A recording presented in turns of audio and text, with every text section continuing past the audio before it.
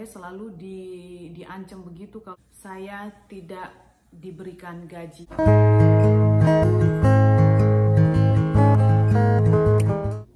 Halo pemirsa, hai teman-temanku, selamat datang ke YouTube channel saya. Kembali lagi dengan saya Elvira.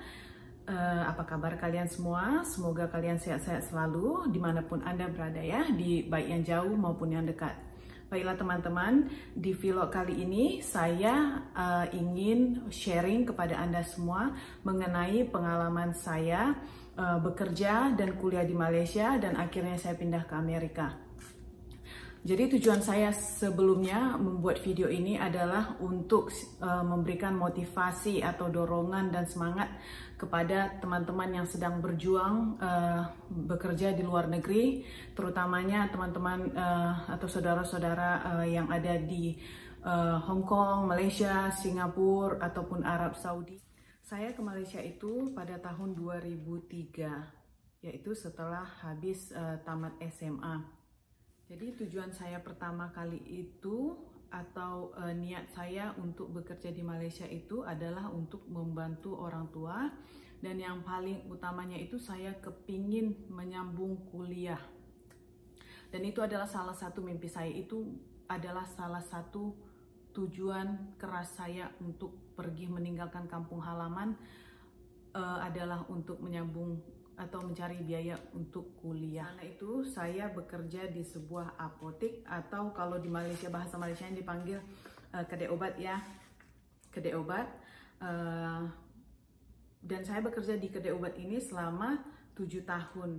6 bulan pertama itu saya tidak menerima gaji, karena katanya atau berdasarkan persetujuan kita 6 bulan pertama itu akan digunakan, duit gaji saya itu akan digunakan untuk membayar semua ganti rugi, segala proses keperluan saya sebelum saya berangkat, termasuk dalam pembuatan visa, levy atau tiket penerbangan, dan begitu juga biaya transportasi atau makan dan lain-lain. 6 bulan pertama itu saya sama sekali tidak memegang duit ya teman-teman.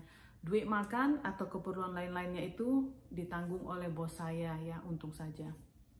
Saya hanya bisa atau diperbolehkan pulang balik kampung selama 2 tahun itu 1 kali, dan itu juga 2 minggu liburnya, baru saya harus kembali lagi bekerja. Saya bekerja itu bisa dikatakan 7 hari seminggu ya teman-teman, karena yang Senin sampai Sabtunya itu saya harus bekerja di apoteknya, dan hari Minggunya itu saya akan melanjutkan bersih-bersihin rumah dan lain sebagainya. Jadi sama sekali itu saya nggak punya libur atau cuti. Jadi agak susah, dan inilah hari-hari yang akan saya jalani selama 7 tahun. Nah, sebagai orang Indonesia yang pergi kerja ke Malaysia yang tidak pernah mendengar sama sekali bahasa Melayu dan tidak pernah menggunakan bahasa Inggris sebelumnya, itu adalah salah satu cabaran dan cabaran untuk saya, dan salah satu ujian untuk saya. Nah, sebagai sales assistant di apotek ini, karena kita dan tugas saya di apotek itu adalah sales assistant ya, biasa bersih-bersih, dan kita memesan, dan saya lah yang memesan barang dan keperluan lainnya, dan otomatis itu kita akan berkomunikasi dengan customer. Jadi itu ada communication barrier.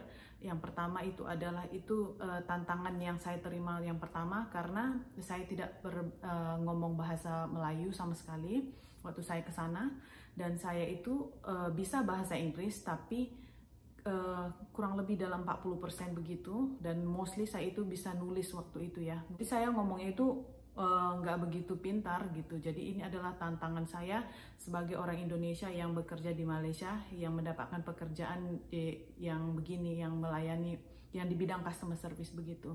Nah, saya harus diwajibkan itu setidaknya ngomong bahasa Melayu dan bahasa Inggris. Nah ini oke. Lambat laun selama saya bekerja itu, bos saya yang mana orangnya terlalu tegas, sangat tegas sekali, itu setiap hari itu, kalau orang Melayu bilang itu membebel ya, membebel. Dia selalu push atau paksa saya bisa mengerti dalam 6 bulan. Nah, saya dibagi saya selalu diancam begitu kalau kerja, kalau kamu nggak bisa 6 bulan kamu akan saya antar pulang. Nah itu salah satu sangat menakutkan sekali ya teman-teman, karena kan kita udah bersusah payah, berjerih payah untuk sampai ke tahap yang begitu, tiba-tiba kita dipulangkan begitu, dan sama sekali kita belum mempunyai gaji gitu ya. Kalau pulang ya malu-maluin dong. Nah jadi dalam waktu 6 bulan itu, dengan ancaman saya harus bisa kerja 6 bulan itu, saya push, saya gimana ya, paksa diri ini untuk belajar. Dan walaupun itu agak susah diterima, walaupun setiap paginya itu saya harus menangis ya teman-teman, saya harus menangis karena saya berpikir kenapa ini, apalagi nanti yang akan terjadi, saya bisa nggak buat kerja ini. Saya harus mempelajari bagaimana untuk menjual barang-barang atau produk-produk yang ada di apotek itu salah satunya, dan belajar bahasa Inggris dan bahasa Melayu itu salah satunya juga. Jadi banyak selama 6 bulan itu, proses 6 bulan itu banyak hal yang saya harus pelajari, dan itu adalah satu tekanan bagi anak yang umur 17 yang baru saja keluar dari sekolah, yang tidak mengerti kehidupan luar sama sekali, karena saya belum pernah keluar sama sekali dari rumah. Oke, dengan cabaran 6 bulan ini, akhirnya perlahan-perlahan saya belajar dan saya berdoa dengan tabah, saya melakukan segalanya. Saya itu lambat laun saya bisa akhirnya menerima pekerjaan ini. Kalau mengenai komunikasi tadi itu, dari nggak cukup 6 bulan, karena itu prosesnya memakan waktu, terutama dalam bahasa Inggris ya teman-teman ya. Dan ini juga salah satu yang membuatkan saya itu bisa bahasa Inggris, karena saya bekerja di kalangan atau di lingkungan di mana saya harus diwajibkan berbahasa Inggris, dan bahasa Inggris itu adalah komunikasi bahasa yang pertama yang harus saya pakai selama saya bekerja di apotek tersebut. Yaitu kita ada 3 orang karyawan yang bekerja di situ, dan kita semuanya tinggal di rumah bos ya. Dan kalian mengertilah bagaimana kalau kita tinggal di rumah orang, kita harus mengikuti banyak segala peraturan ya, karena masing-masing rumah orang itu mempunyai peraturannya sendiri. Nah jadi teman-teman, setiap pagi itu kita ini bekerja,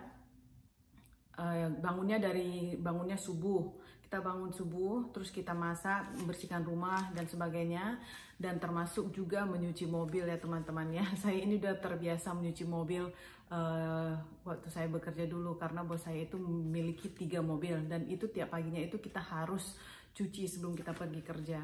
Saya waktu kesana itu tidak mengenal siapa-siapa, termasuk bos saya tidak mengenal sama sekali.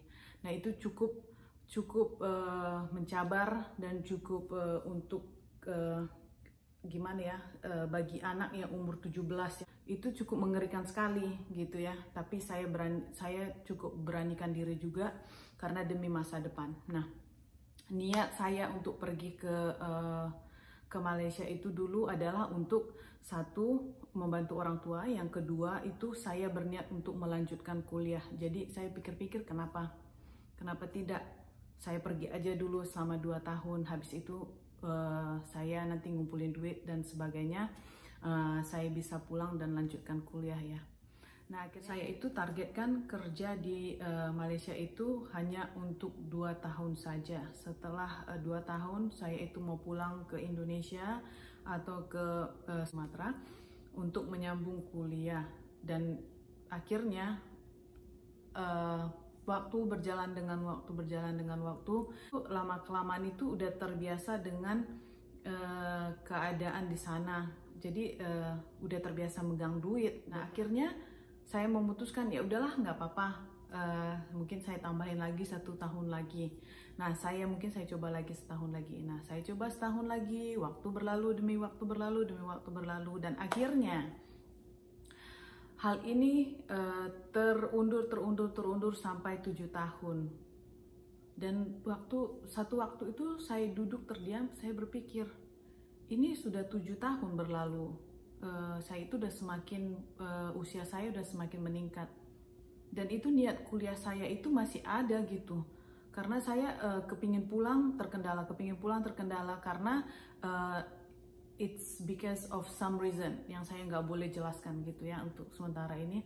Jadi saya itu udah keenakan di sana dan saya ini akhirnya memutuskan ya udahlah, daripada saya pulang mendingan saya kuliah di sini. Saya itu udah memang suka tinggal di Malaysia dan saya itu udah berniat mau kuliah, ya udahlah lanjutkan aja lah di Malaysia ini, kenapa enggak.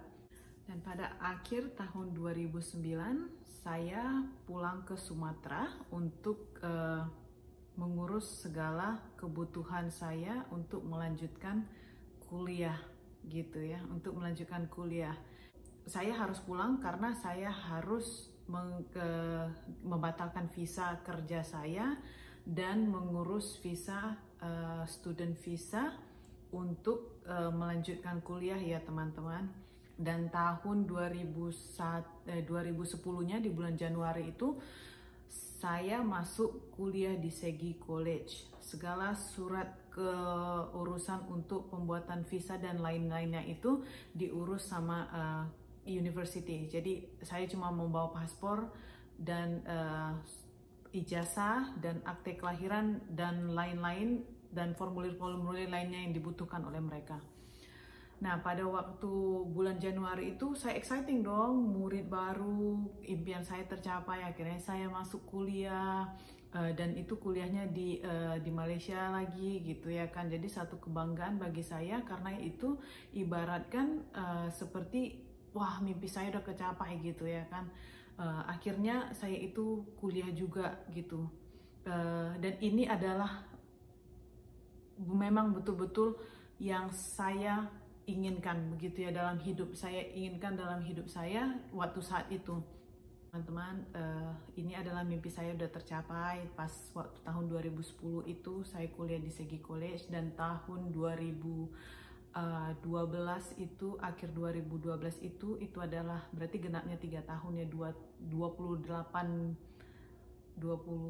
tahun 8 bulan gitu. Jadi hampir 3 tahun itu saya habiskan kuliah saya. Di tahun berikutnya itu saya langsung menikah ya dengan suami saya yang sekarang, dan setelah itu saya pindah ke Amerika. Nah, jadi 7 tahun bekerja di Amerika, 3 tahun kuliah, dan setelah itu di sanalah saya bertemu dengan jodoh saya, yaitu suami saya ya teman-teman.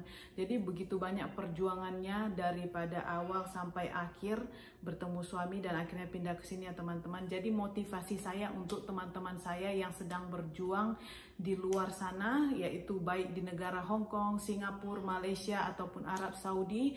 Kalau Anda mempunyai mimpi atau tujuan ataupun prinsipal, stick with your principle. Kalau tujuan Anda untuk bekerja, untuk menolong keluarga, lanjutkan. Jangan buat hal yang tidak-tidak, tabung duit Anda dan kejar impian Anda. Dan kalau memang Anda untuk berniat cuma menolong keluarga, silahkan menolong keluarga, dan ingat orang yang Anda sayangi, yang Anda tinggalkan dari kampung halaman menuju negeri orang itu tidak gampang. Jadi untuk teman-teman saya seperjuangan di luar sana, capai impian Anda. Oke teman-teman, jadi sampai di sini dulu video saya ini. Semoga Anda termotivasi dengan cerita saya. Dan tadi saya ada bilang kalau saya itu bertemu jodoh di Malaysia. Jikalau Anda ingin tahu ceritanya, komen down below, karena saya akan membuat video, satu video untuk cerita itu dan satu videonya lagi nanti untuk kisah yang lainnya ya teman-teman. Jadi silahkan di komen down below kalau Anda ingin mengetahui bagaimana saya ini bisa bertemu jodoh, atau kisah saya dengan suami saya di mana dan bagaimana cerita kita bisa bertemu dan akhirnya menikah dan akhirnya saya pindah ke luar negeri. Oke teman-teman, sampai di sini dulu video saya. Semoga Anda menyukainya. Jangan lupa di subscribe. Kalau Anda mau bagikan, silakan. Semoga bisa bermanfaat dan menjadi semangat untuk kalian semua ya. Terutama untuk teman-teman saya yang seperjuangan. Ayo semangat, semangat. Oke teman-teman, sampai di sini dulu. Goodbye.